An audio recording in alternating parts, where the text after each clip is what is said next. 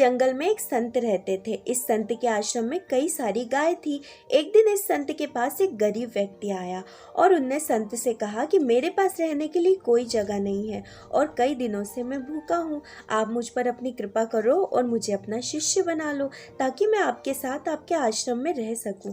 संत ने इस गरीब व्यक्ति की बात मान ली और उसे अपना शिष्य बना लिया। संत ने उसे एक गाय दे दी और कहा कि तुम इस गाय की सेवा करो और इससे मिलने वाला दूध केवल तुम्हारा ही होगा। इसके अलावा रोज तुम 2 बार भगवान के नाम का जाप भी किया करो। संत की बात को मानते हुए शिष्य ने गाय की सेवा करना शुरू कर दी और रोज भगवान का नाम लिया करता था।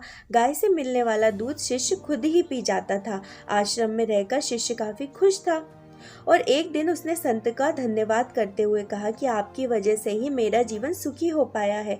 संत मुस्कुराकर बोले, ये तो अच्छा है। कुछ दिन बाद ही गाय खो गई। गाय खोने के कारण शिष्य को दूध नहीं मिल रहा था, जिसकी वजह से उसने पूजा करना भी छोड़ दिया और दुखी रहने लगा।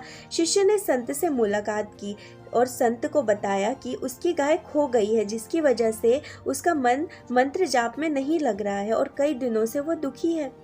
ये बात सुनकर संत ने कहा, ये भी अच्छा है। कुछ समय बाद शिष्य को गाय वापस मिल गई और फिर वो फिर से खुश रहने लग गया। शिष्य ने ये बात संत को बताई। संत ने गाय मिलने की बात सुनकर कहा, ये तो अच्छा है। ये सुनते ही शिष्य हैरान हो गया और उसने संत से कहा, मेरे जीवन की हर परिस्थिति में आप अच्छा है यही क्यों कहते हो? संत ने जवाब देते हुए कहा, सुखी और सफल जीवन पाने के लिए सुख हो या दुख हर समय खुश रहना चाहिए। जीवन में आई बुरी परिस्थिति में आपको दुखी नहीं होना चाहिए। जब हम हर समय खुश रहते हैं तब जीवन से दुख का अनुभव खुद ही खत्म हो जाता है। संत की यह बात सुनकर शिष्य को समझ में आ गया कि जीवन में चाहे कैसी भी परिस्थिति क्यों ना हो, हमें हमेशा खुश रहना चाहिए, जिससे कि दुख महसूस नहीं होता और जीवन कट जाता है।